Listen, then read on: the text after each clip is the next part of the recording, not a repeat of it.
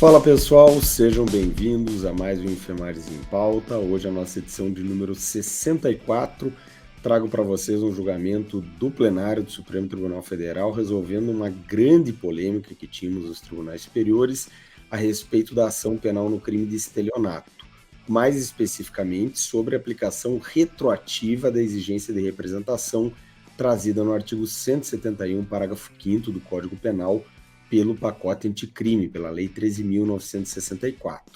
Vamos ver o que prevaleceu no plenário do Supremo Tribunal Federal a respeito dessa matéria. O outro julgamento, um caso também bastante controverso, envolvendo crime de aborto, uma situação em que o médico, ele próprio, tendo recebido a notícia da existência de um aborto, procurou a polícia, apresentou inclusive o prontuário da paciente, isso desagou numa ação penal e ele foi arrolado como testemunha, crime, claro, competência do tribunal do júri, crime contra a vida. O STJ enfrentou essa situação e avaliou a possibilidade de um médico relatar à polícia a existência do crime de estupro e dele poder apresentar o prontuário médico da paciente e também funcionar como testemunha. Vamos ver o que o STJ definiu a respeito. Tudo bem, professor Gerson? Tranquilo? Tranquilo, professor Gabriel. Olá, pessoal de casa. Eu também trago aqui dois julgados, um do plenário do STF e outro da sexta turma do STJ.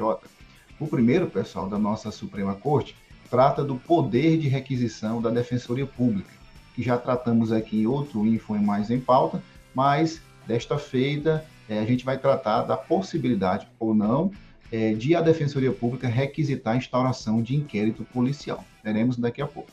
O segundo julgado da sexta turma do STJ, envolve um tema aí que está chegando com bastante frequência no STJ, que é justamente o acordo de não persecução penal. Na situação fática, o Ministério Público ele ofereceu denúncia, não ofereceu o Instituto Despenalizador e não declinou as razões pelas quais deixou de ofertar o ANPP. A pergunta é, haverá alguma nulidade aí? É o que veremos na sequência.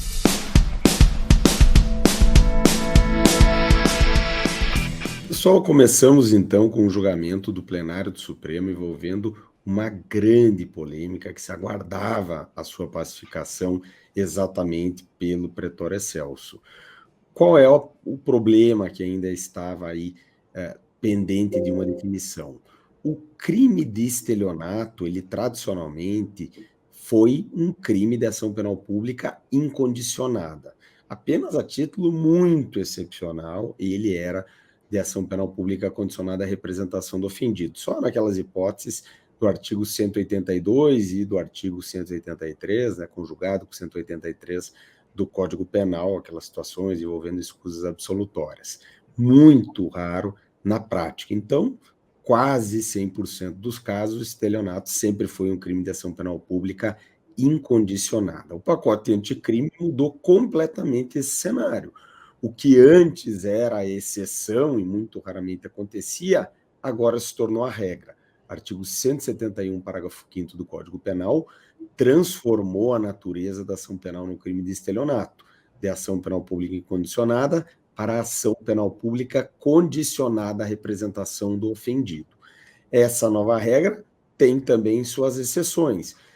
Crime de estelionato contra a administração pública direta ou indireta, crime de estelionato contra criança ou adolescente, crime de estelionato contra maior de 70 anos, crime de estelionato contra incapaz, contra portador de doença mental. Fora dessas situações, o estelionato depende da representação da vítima. Quando nós temos a mudança da natureza de uma ação penal de pública incondicionada para pública condicionada à representação, nós permitimos a ocorrência da decadência, que é causa de extinção da punibilidade. Consequentemente, a nova regra ela é mais benéfica ao réu, porque introduz uma nova hipótese para o crime de estelionato de extinção da punibilidade, especificamente pela decadência do direito de representação, prazo de 180 dias inobservado ali pelo ofendido levará à extinção da punibilidade.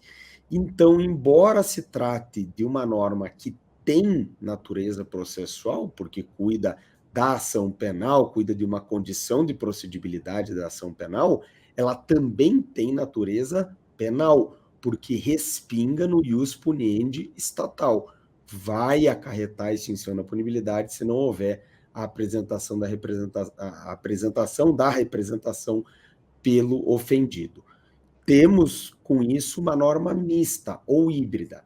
Em se tratando de norma híbrida, mista, é tranquilo o entendimento doutrinário jurisprudencial que deve se sujeitar ao regime da lei penal, aqui no caso mais benéfica, retroatividade da lei penal benigna, artigo 5º, inciso 40 da Constituição, artigo 2º do Código Penal. Mesmo sendo mista, portanto, o regime é da retroatividade benigna da lei penal, porque ela tem uma parte que é de natureza penal e é o que basta para a sua retroatividade benigna. Isso nunca se discutiu. O que se discutiu foi se seria possível aplicar essa retroatividade para casos em que já havia denúncia oferecida pelo Ministério Público. Quando oferecida, não dependia da representação do ofendido. No STJ, a 5ª turma tinha fixado o entendimento de que essa denúncia já oferecida pelo Ministério Público antes da mudança da natureza da ação penal pelo pacote anticrime, cuja vigência, não é importante também destacar, é 23 de janeiro de 2020, porque ela teve uma vacatio legis, né, de 30 dias, Lei 3.694, então esse é o marco temporal. Para o STJ, se o fato fosse anterior, mas além disso nós tivéssemos já uma denúncia oferecida pelo Ministério Público ao Poder Judiciário, não seria aplicável retroativamente a exigência da representação, porque a denúncia representaria um ato jurídico perfeito e a lei introduzir uma condição de procedibilidade e não de prosseguibilidade de uma ação penal que já tramitava. Esse entendimento não foi seguido no STJ pela 6ª turma. A 6ª turma entendeu que se quando veio o pacote anticrime, a ação penal do crime de estelionato ainda não havia transitado em julgado, ainda que a denúncia fosse anterior, nós deveríamos aplicar retroativamente a exigência de representação do ofendido. E nesse aspecto, seria necessária a intimação da vítima para que ela se manifestasse sobre o interesse na representação. E aqui, embora o prazo do Código Penal, do CPP, para decadência, né, seja de 180 dias, a aplicação feita pela 6ª turma foi do artigo 91 da Lei 9.099, que prevê um prazo ali de 30 dias para a vítima se manifestar. Por que o artigo 91? Porque ele foi aplicado por analogia. Ele cuidou, como regra de transição, da mudança da natureza da ação penal nos crimes de lesão corporal leve e culposa, que também eram de ação penal pública incondicionada e com a Lei 9.099 de 95 passaram a ser de ação penal pública condicionada à representação do ofendido, ou seja, a mesma coisa que aconteceu com o crime de estelionato, por isso a analogia, já que o pacote anticrime não trouxe uma regra de transição para essa situação. No STJ, diante da divergência, a 3ª sessão foi chamada para uniformizar o tema, e uniformizou na linha do entendimento da 5ª turma do STJ, ou seja, se já havia denúncia antes da vigência do pacote anticrime, não tinha que se aplicar retroativamente a exigência da representação do ofendido no crime de estelionato. A 1ª turma do STF também encampou esse mesmo entendimento. Então, nós tínhamos, né, nos tribunais superiores já os entendimentos da 5ª e da 6ª turma, porque se uniformizou o posicionamento após o julgamento da 3ª sessão, e da 1ª turma no STF. Na 2ª turma do STF, contudo, sobreveio uma linha jurisprudencial na mesma toada do entendimento que a 6ª turma sustentava, ou seja, se a ação penal não havia transitado em julgado, deveria retroagir. Então, com isso, nós ainda não tínhamos uma definição, mas vejam que era a 2ª turma contra a 1ª turma do STF e contra a 5ª e 6ª turmas terceira sessão do STJ. Era, portanto, da segunda turma do Supremo, até esse momento, minoritário, né? Mas quando o tema foi para o Tribunal Pleno, para o julgamento no plenário do Supremo Tribunal Federal, prevaleceu exatamente o entendimento da segunda turma do Supremo Tribunal Federal, que era o entendimento antigo também da sexta turma do Superior Tribunal de Justiça. Então, prevaleceu, ao fim e ao cabo, nos tribunais superiores, porque a matéria é constitucional, envolve retroatividade benigna, aplicação do artigo 5º, inciso 40 da Constituição, e direito intertemporal, também, matéria nitidamente constitucional, prevaleceu o posicionamento de que, se quando veio o pacote anticrime, a ação penal, embora já ajuizada a denúncia, não havia ainda transitado em julgado, deve ser observada a retroatividade do artigo 171, parágrafo 5º do Código Penal, a exigir que exista a representação do ofendido. E só uma curiosidade, na nossa obra sobre o pacote anticrime, já na primeira edição, nós sustentávamos exatamente esse posicionamento. Nossa obra foi lançada antes da quinta turma, da sexta turma do Supremo, do STJ, muito menos do Supremo, que só depois veio se manifestar, e acabou prevalecendo. Vocês vão me desculpando pela tosse, mas eu estou voltando de uma gripe.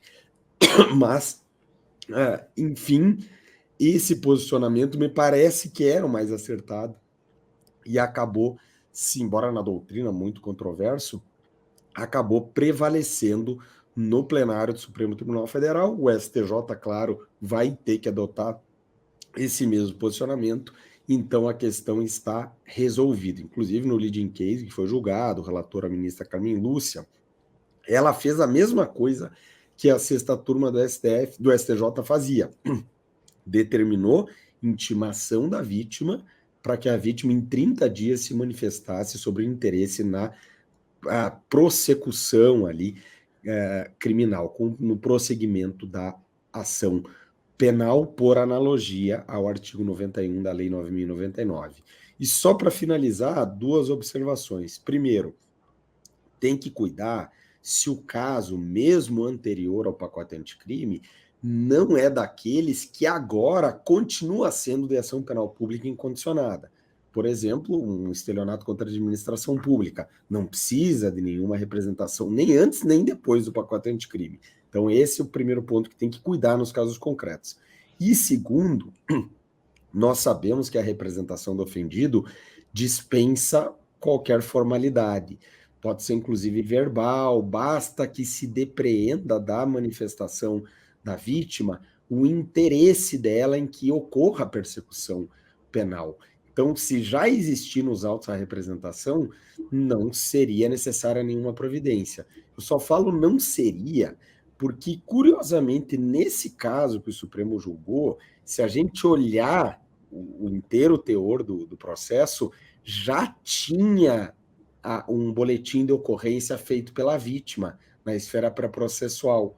Então, poderia o Supremo ter dito, não, nesse caso já tem a representação. Só que era um caso sui generis, porque a própria vítima depois firmou um termo de quitação de dívida. Então, ela reconheceu e disse nesse termo que não tinha interesse em que o réu continuasse a ser processado.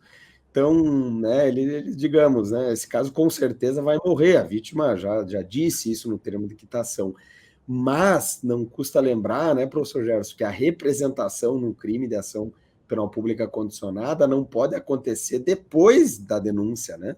Então, a jurisprudência meio que atropela alguns aspectos técnicos, né, para resolver mais um processo, né, de maneira consensual, uma situação dessas. Mas não podemos também deixar de fazer a observação técnica de como que a gente avalia a existência ou não da representação, e também é importante a gente saber como que o Supremo aplicou isso nesse caso concreto. Professor Gabriel, um caso aí bem emblemático, né? Certamente será cobrado em provas vindouras de concurso público, resolvendo por por uma vez, de uma vez por todas, nessa questão aí da ação penal envolvendo estelionato. Eu só acrescento, né, o professor Gabriel foi bem completo aí, mas assim, já existia precedente no STF a respeito da transação penal.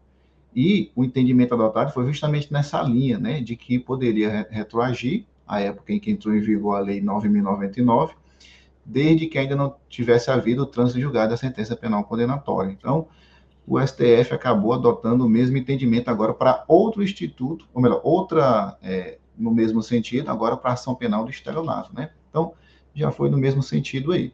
E daqui a pouco eu vou trazer um julgado também, agora do STJ, que envolve a sexta turma, que vai tratar de ANPP e também é uma divergência, né, a respeito desse instituto despenalizador. Então, daqui a pouco vamos tratar. Antes, eu trago uma decisão também do plenário do STF, daí a relevância, né? Quando envolve plenário da Suprema Corte, a gente sabe que os examinadores adoram cobrar. Então, vou trazer aqui, pessoal, uma questão relativa, uma decisão relativa ao poder de requisição da Defensoria Pública no que toca ao inquérito policial. Será que a Defensoria Pública ela tem o poder de requisitar a instauração de inquérito policial? Foi justamente essa questão que chegou ao STF, né?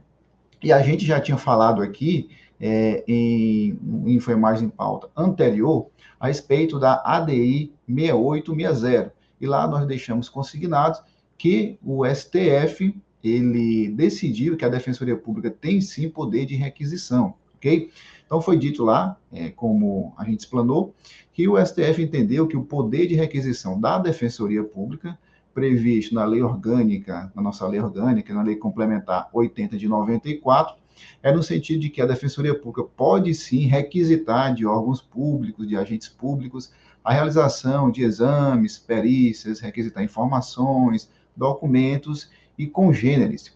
E agora, nesse julgado que eu trago aqui para vocês, né, que envolve matéria de direito constitucional e também processual penal, há uma lei complementar mineira, a lei complementar estadual do Estado de Minas Gerais, conferiu à Defensoria Pública, indo além do que previa a lei orgânica federal, o poder de requisição de inquéritos policiais. Será que a Defensoria Pública pode, para além dessa requisição, desse poder de requisição que o STF já declarou constitucional, pode também requisitar a instauração de inquéritos policiais?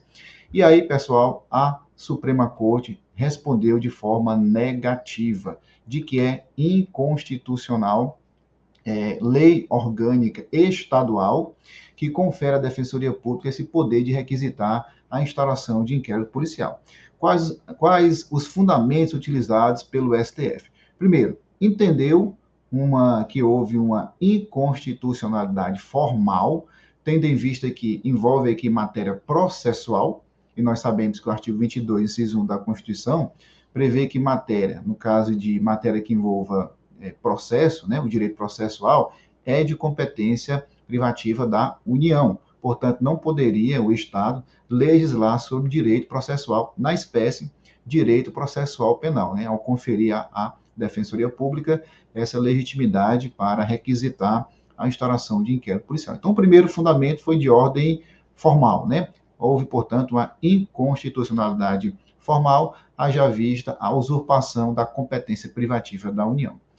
O segundo fundamento, pessoal, foi de ordem material, foi inconstitucionalidade material. Por quê? Entendeu a Suprema Corte que, como ali está em jogo, envolve essa questão, a persecução penal, destoa das finalidades da Defensoria Pública, não é adequado a Defensoria Pública requisitar a instauração de inquérito policial. E, além disso, né, para além disso, o próprio Código de Processo Penal, que é uma lei federal, como sabemos, já prevê quais são as autoridades que podem requisitar a instauração de inquérito policial. Vale dizer, a autoridade judiciária, né, o magistrado, bem como o membro do Ministério Público. Sabemos que existe uma forte corrente doutrinária no sentido de que violaria o sistema acusatório, colocaria em xeque a imparcialidade judicial se o membro da magistratura requisitasse a instauração de inquérito policial, né? Há uma forte corrente doutrinária nesse sentido. Mas eu tomei o cuidado de consultar a jurisprudência do STJ, pessoal, e encontrei julgados recentes, do ano passado, admitindo sim que o magistrado possa requisitar a instauração de inquérito policial. E isso, segundo o STJ, por si só, não vai colocar em risco a sua imparcialidade, não, tá? Não é porque ele requisitou o inquérito policial, porque recebeu algumas peças de informação, ou então até porque ali no desempenho do seu mistério, ele acabou se deparando com a prática de uma infração criminal e ele mesmo, magistrado, solicitou a instauração do inquérito policial. Isso, por si só, não significa dizer que haverá uma mácula, né, ao sistema acusatório ou a imparcialidade judicial. Esse é o entendimento que predomina na jurisprudência. Mas, repito, há uma corrente doutrinária no sentido de que haveria sim uma violação ao sistema acusatório, bem como a imparcialidade judicial. Mas, resumindo, pessoal, a lei mineira, uma lei complementar, uma lei orgânica, né, complementar do Estado de Minas Gerais, foi declarada inconstitucional pelo STF, porque, segundo a nossa Suprema Corte, foi a lei, né? Acabou exorbitando, trazendo aí uma norma, né? Que exorbitou do poder regulamentar da Defensoria Pública ao prever a possibilidade de a Defensoria Pública requisitar a instauração de inquérito policial. Então, para ficar bem claro, o STF entende sim que o poder de requisição da Defensoria Pública é constitucional, mas o poder de requisição constitucional se refere que ao defensor público no desempenho das suas funções, até para garantir assistência jurídica, o acesso à justiça ao assistido, requisitar exames, documentos, informações, perícias, isso é admitido. Mas quando a lei estadual ela prevê requisição de instauração de inquérito policial, aí passa a ser inconstitucional, quer seja do ponto de vista formal, né, porque haverá usurpação de competência da União, quer seja do ponto de vista material, tendo em vista a violação do princípio da proporcionalidade naquela questão da adequação. Não há uma adequação das funções da Defensoria Pública, funções institucionais, com a requisição de inquérito policial. Muito interessante o caso, Gerson. E assim, o defensor público, com tanto de gente que acaba atendendo e situações as mais diversas, né? Com certeza identifica casos em que houve crime e com a requisição ele poderia atuar na defesa de um assistido que é vítima de crime também, né? Sim. Então, Por exemplo, as mulheres vítimas de violência doméstica, né? Exatamente, exatamente. Então, seria importante, sob um prisma, né, de atuação da instituição em prol dos assistidos, dos necessitados, mas, né, o Supremo entendeu que a matéria envolveria processo, né, então, consequentemente, seria de competência da União para legislar, né, além da inconstitucionalidade material, para acabar já com a possibilidade, né, Gerson, de outros estados fazerem, ou mesmo no Congresso Nacional querer introduzir essa possibilidade, caso bem interessante. Só uma complementação, Gabriel. Curioso é que o preceito lá atacado, né, de inconstitucionalidade, ele prevê também requisição de diligências policiais. E essa parte não foi declarada inconstitucional, ou seja, o defensor público, com a investigação em andamento, ele vai poder requisitar diligências policiais, mas ele não poderá requisitar a instauração do procedimento inquisitorial. Então, ficou aí decidido nesse sentido pela Suprema Corte. Bem interessante.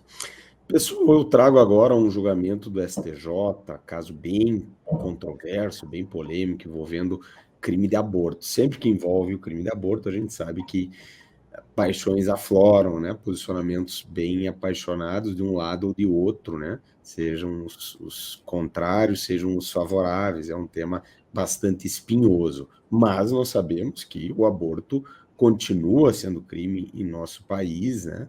E consequentemente, é uma conduta que é reprovada penalmente. O que aconteceu foi um caso bem curioso, em que o médico ele foi procurado por uma mulher num posto de saúde e durante o atendimento ela revelou que praticou manobras abortivas e conseguiu abortar uma criança ali que tinha mais, já estava tinha mais de 4 meses de gestação, já estava entrando no quinto mês de gestação. E teve algumas complicações em razão dessa manobra abortiva, e foi buscar atendimento médico. No entanto, médico, né, e com certeza ele também, por uma convicção pessoal, sabendo que tinha acontecido um aborto, que tinha havido ali um fato em tese criminoso, ele compareceu na delegacia no dia seguinte e relatou ao delegado a ocorrência do crime de aborto para que o delegado adotasse as providências que reputasse cabíveis, né? E mais do que isso, o médico também entregou o prontuário da paciente, ou seja, identificou ela, né? E acabou depois, né, o fato sendo investigado, o inquérito policial, o Ministério Público denunciou aquela mulher pela prática do crime de aborto. Crime de aborto, como nós sabemos, crime contra a vida, consequentemente com a competência do tribunal do júri. Já estava em fase adiantada a ação penal, né, na sua primeira fase, no rito escalonado do júri, para ela, né, aguardar ser pronunciada e aguardar o julgamento pelo tribunal do júri. Mas o STJ acabou trancando essa ação penal. Por quê? O STJ destacou, em primeiro lugar, né, que o médico, e foi ele que representou o estopim de toda a investigação, ele que foi na polícia, ele que entregou o prontuário médico da vítima, ele que também foi arrolado como testemunha na ação penal, o médico tem um dever de guardar sigilo. E o artigo 207 do CPP prevê proibição de depoimento de funcionar, portanto, como testemunha, em relação àqueles que, em razão de uma função, de uma profissão, de um ministério, devam guardar sigilo, salvo se queiram depor, o médico queria, mas tenham sido pelo interessado, pelo paciente, né, pelo cliente, tenha sido dispensado desse sigilo, de guardar esse sigilo que a sua profissão encerra, né, e exige. O STJ entendeu que isso foi violado no caso concreto, ou seja, a ação penal desagou de uma prova ilícita e de uma postura ilícita. Então, toda a colheita de prova que se seguiu se deu em função de uma prova apresentada ilicitamente. Prontuário médico tampouco poderia ter sido encaminhado, porque tem resolução do Conselho Federal de Medicina que proíbe que o médico encaminhe quando possa incriminar o paciente. Então, o STJ avaliou também resolução do Conselho Federal de Medicina para enfatizar que a postura do médico foi espúria e, consequentemente, trancou aquela ação penal. E aqui é interessante notar, né, que nós já tivemos situações semelhantes no STJ também, que o STJ não trancou a ação penal porque identificou outros elementos de prova independentes, aplicou a teoria, né, da fonte independente de prova. Mas, nesse caso, tudo estava imbricado com a atuação do médico, né? E é interessante também notar que o STJ destacou que esse sigilo ele é de interesse público. Por quê? Porque ele é fundamental para o exercício dessas funções. Se as pessoas não têm mais confiança no que vão dizer para o médico, para o padre, para o advogado, para a psicóloga, as pessoas não vão mais buscá-los. E são atividades profissionais, ministeriais, funcionais extremamente relevantes. Então, não se pode consentir, aceitar essa quebra do dever de sigilo, como aconteceu no caso concreto, porque isso coloca em risco o próprio interesse público que existe na guarda do sigilo por esses profissionais, como no caso aqui, o médico. Então, com isso, foi trancada a ação penal, né? E um precedente bem interessante aí, que eu também acredito que veremos nas vindouras provas. Certamente, professor Gabriel. Só a título de complementação, o 207 do CPP, que trata justamente dessas testemunhas proibidas de depor, né? Você trouxe aí, como foi dito aí, duas exceções, ou melhor, dois requisitos em que ele poderá depor, se ele for desobrigado pela parte interessada, e se quiser depor, poderá depor. E aí, nesse caso, ele vai ter que depor prestando o compromisso de dizer a verdade. Diferentemente do que acontece com as testemunhas dispensadas. Essas aí são as previstas lá no 206 do CPP, que são os parentes do acusado, né? Que se não houver outra possibilidade de integrar a prova, de produzir a prova, serão ouvidos, mas na condição de informantes, né? De meros declarantes, ou seja, sem prestar o compromisso de dizer a verdade. Então, a título de complementação, é importante a gente trazer essa observação. Bom, pessoal, eu trago agora uma decisão da sexta turma do STJ, né, relativa à NPP. Era aqui que eu queria chegar, porque eu vou fazer um link com o primeiro julgado trazido pelo professor Gabriel, porque também existe uma divergência jurisprudencial quanto à retroatividade ou não do ANPP.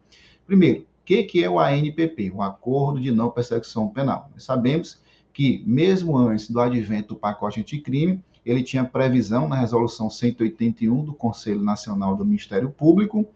Havia, né, uma forte crítica a respeito da sua inconstitucionalidade, inclusive foram propostas duas ADIs, uma pela Associação dos Magistrados, né, Brasileiros e outra pelo OAB, mas antes de serem julgados no mérito, veio o pacote anticrime e acabou positivando o ANPP lá no artigo 28A do Código de Processo Penal, que é um benefício de justiça penal negociada.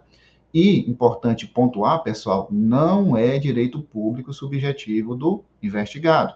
Aliás, nenhum instituto despenalizador é direito público subjetivo, né? E esse julgado aqui da sexta turma do STJ vai no sentido de que realmente firmou-se, né, mais uma vez foi dito no julgado, que realmente o ANPP não é direito público subjetivo do investigado. Mas o que foi que aconteceu no caso concreto? O MP, ele não ofertou a ANPP, na verdade ele ofereceu a denúncia, o juiz recebeu, mas detalhe, o Ministério Público não explanou as razões de ter deixado de ofertar o ANPP. E aqui é onde é o ponto central desse julgado. Porque, veja, o que foi que decidiu a sexta turma do STJ? Não há direito público subjetivo ao ANPP, mas há direito público subjetivo de exigir do MP as razões de por que não ofertou o ANPP. Então, a diferença é sutil, mas dá para entender. O benefício por si só, não há direito subjetivo, mas há direito subjetivo de exigir do MP por que ele não ofertou o ANPP.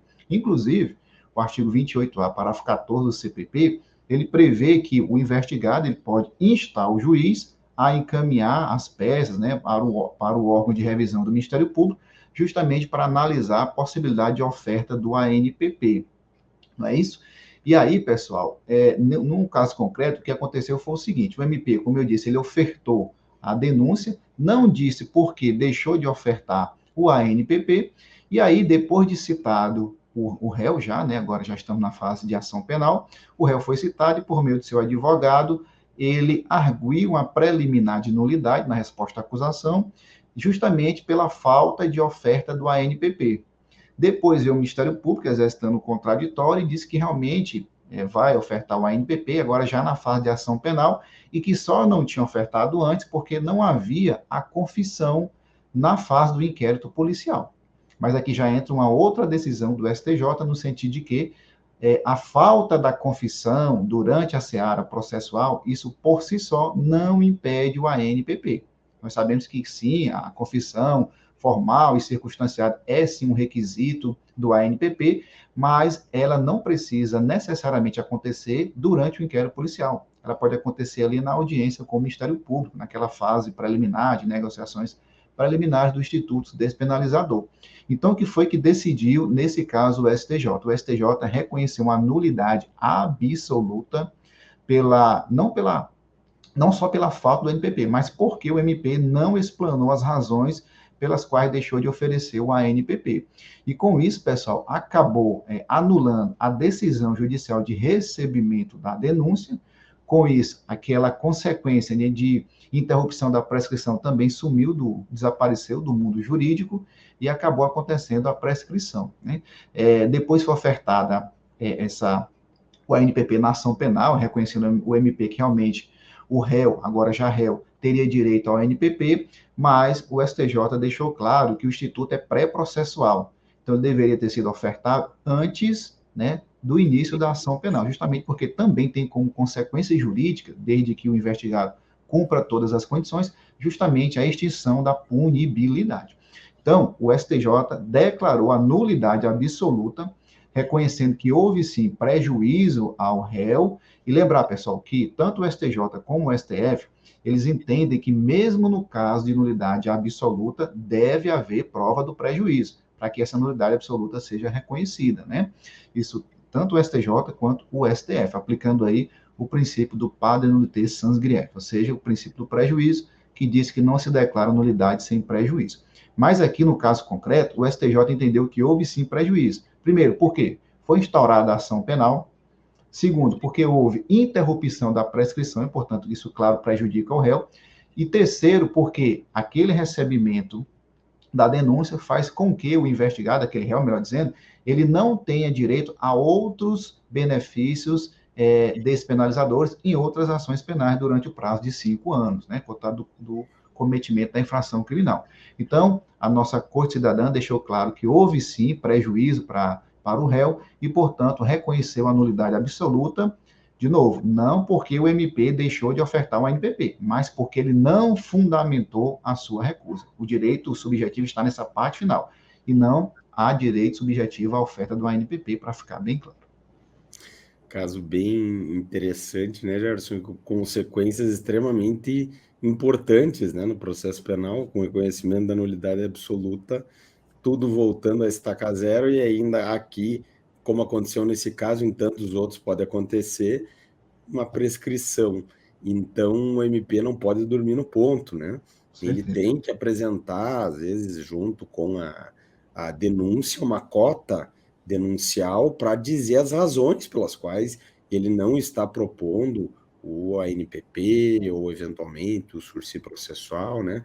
Que é de praxe, a gente sabe que isso acontece, né? Mas, nesse caso, parece que o membro ministerial acabou passando batido, né? Acabou esquecendo desse aspecto.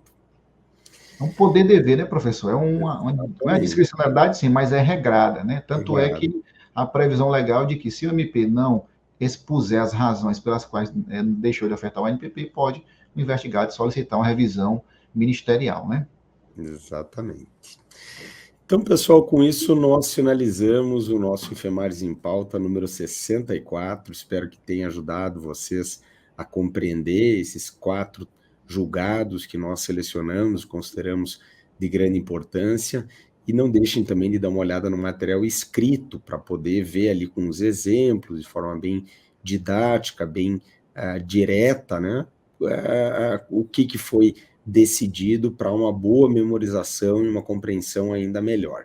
No mais, esperamos vocês na próxima edição do nosso Enfermagens em Pauta. Grande abraço, fiquem com Deus e até a próxima. Valeu, pessoal, um abraço e até a próxima edição do Enfermagens em Pauta.